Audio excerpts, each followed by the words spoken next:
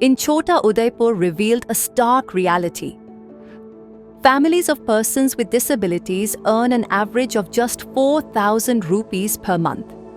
Limited access to healthcare, education, and livelihood opportunities keeps them trapped in a cycle of hardship.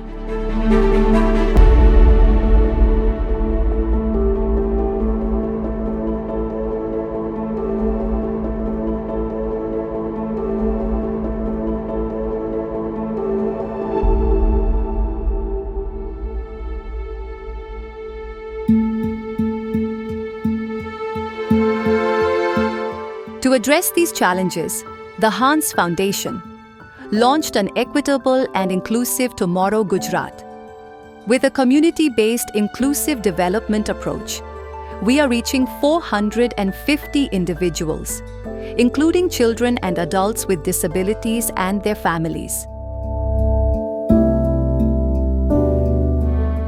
Since 2022, the project was technically expanded to Gujarat. So we went to the government, we met the district magistrates along with the senior officials of CBM India. We had a very good detailed discussion. Then subsequently we have done the baseline study. Through a community-based inclusive development approach, the program addresses inclusive health, education, and livelihood needs, and supports persons with disabilities in accessing government schemes and initiatives. મારું નામ વર્ષાબેન છે. અમને CBM ટ્રસ્ટમાં જોડાયા છે તો ઘણા ફાયદો થયો છે અને 3 મહિનાનો કોર્સ કરાયો સિવિલ ક્લાસમાં. એનો અમારે મેં શીખી ગઈ એટલે અમને મશીન મળ્યું અને હવે હું ઘરે સીવું છું તો મારો ઘરનો ખર્ચો નીકળે છે અને મારા છોકરાને કસરત બી ચાલુ છે અને એને બૂટ પણ મળ્યા છે તો મારા છોકરાને ઘણો ફેર પડ્યો છે.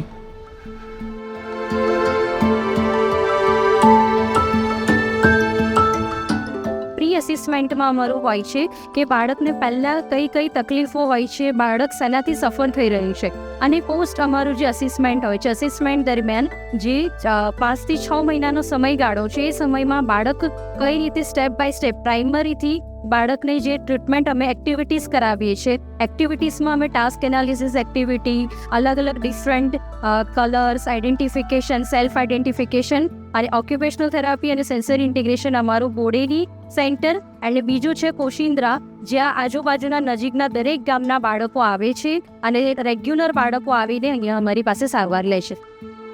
મારા છોકરાને બોલવામાં તકલીફ હતી તો 50% સુધારો આવી ગયો છે. અત્યારે કમ્પ્લીટ બોલે છે અને સમજે પણ છે. પહેલો સમજતો નહોતો એટલું, એ અત્યારે સમજી પણ શકે છે અને કોઈ બી કામ બી બતાડે એ કરી પણ શકે છે. પહેલો એ નહોતો કરતો અને બોલવામાં બી અત્યારે 50% ફેર પડી છે.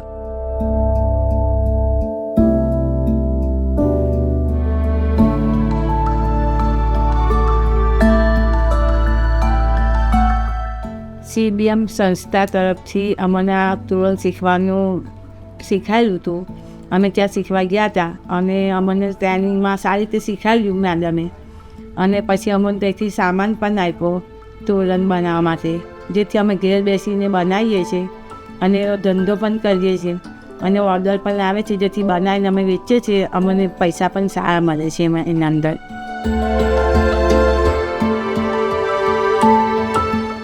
Economic empowerment is key to independence. Through entrepreneurship training, skill development, and by connecting people to resources and services, 296 persons with disabilities and their families have been supported in building sustainable livelihoods. નમસ્કાર, હું બોડેલી તાલુકાના ધરોલિયા ગામથી કોલી અજીતભાઈ રામજીભાઈ વાત કરું છું.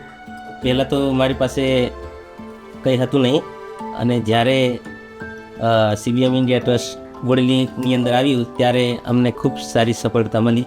એમના દ્વારા અમને ટ્રેનિંગ મળી એક, તો એ ટ્રેનિંગ કર્યા પછી હું આ દુકાન ચાલુ કરી છે. તો આમાં અમને ખૂબ સારી સફળતા મળી. CBM ઇન્ડિયા ટ્રસ્ટ અને હાઉસ ફાઉન્ડેશન દ્વારા સારી સફળતા મળી. એટલે હું અત્યારે રોજી મારે ઊભી કરી શકું છું.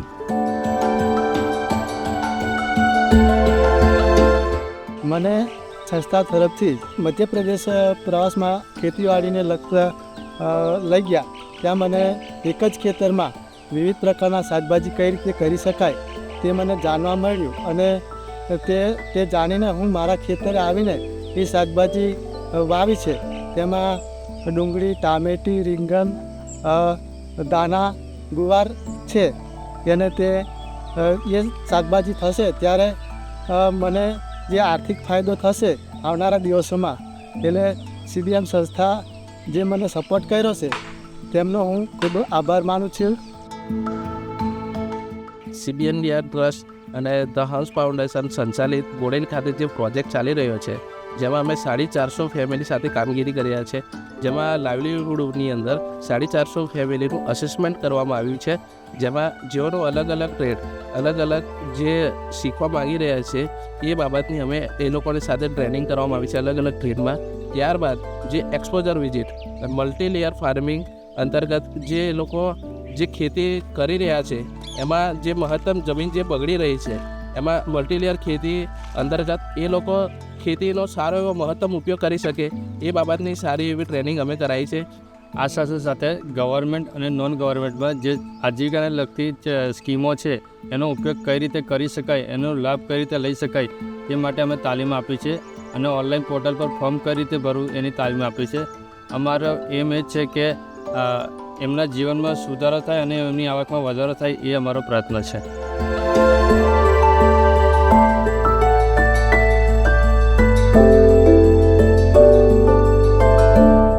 CBM ઇન્ડિયા ટ્રસ્ટમાં અમને મોતીકામની તાલીમ અપાવી અને અમે ચેકોમોતીના સેટ બનાવીએ, એમાંથી અમને મટીરિયલ પર આપ્યું અને અમે બનાવીએ અને સરસ મેળામાં વેચવા જઈએ છીએ અને સારી એવી આવક આવી રહી છે.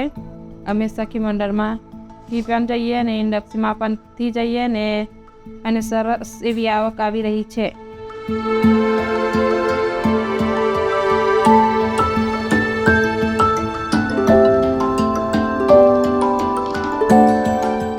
Education is the foundation of inclusion.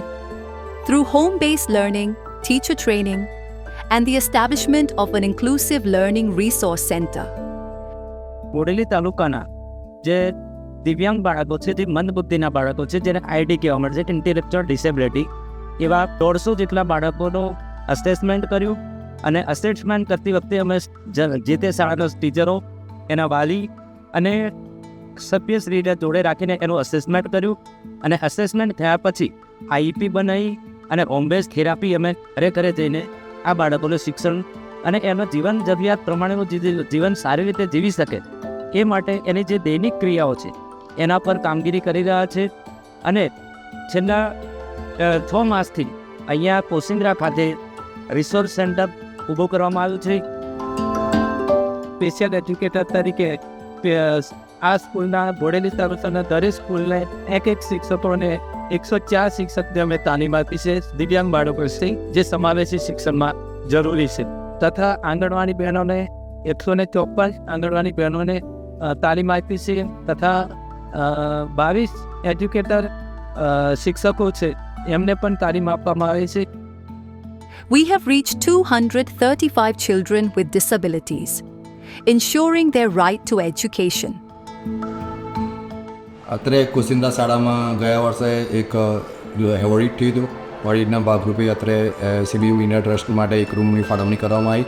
અહીંયા આજુબાજુના 19 ગામમાંથી વિકલાંગ બાળકો તે અભ્યાસ અર્થે આવે છે અને આની નોંધ હમણાં ટૂંક સમય પહેલાં શિક્ષણ મંત્રી અત્રે શાળાની મુલાકાત લીધી હતી, એની એમને નોંધ પણ લીધી છે. એટલે ખૂબ સારું કાર્ય આ લોકો દેવી કાર્ય કરી રહ્યા છે, એટલા માટે આ NGOને અમે શુભેચ્છા પાઠવીએ છીએ. I was the lead access auditor, leading team in terms of conducting the access audit of the government schools in Bodeli. The purpose of this access audit was to assess the facilities, the accessibility features, the built infrastructure. It's basically to understand how the accessible is the school environment, how inclusive is a school environment and barrier free for children with different disabilities.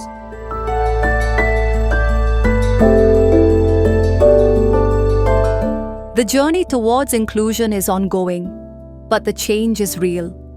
Through education, health, and livelihood interventions, we are transforming the lives of persons with disabilities, their families, and their communities. The power of change belongs to us all. Together, we're creating change that values and includes all. Together, we can create an equitable and inclusive tomorrow.